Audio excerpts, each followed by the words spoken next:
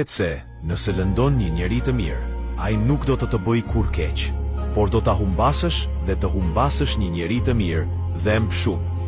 Njerëzit e mirë nuk janë ata që bërtasin, që kërkojnë hakmarrje apo që reagojnë me zemërim. Janë ata që pavarësisht gjithkaje, qëndrojnë në heshtje, mendojnë dhe pastaj largohen ngadalë.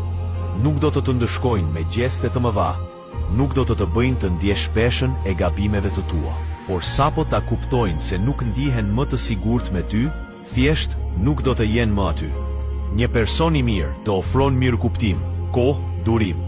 Të mbështet edhe kur nuk e meriton, të fal kur gabon dhe gjithmonë përpiqet të shohë më të mirën tek ti.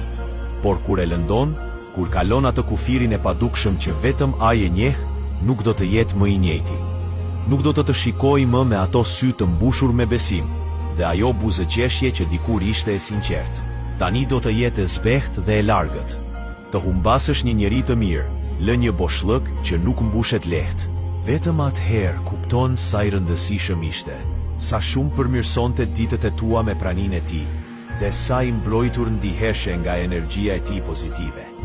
Një person i mirë nuk harrohet, sepse ai ishte aty gjithmonë, në momentet më të vështira, në heshtjet më të thella. Dhe kur largohet, nuk kthehet më. Të njohësh vlerën e një njeriu të mirë, është diçka që duhet të ndodhë para se të jetë shumë vonë.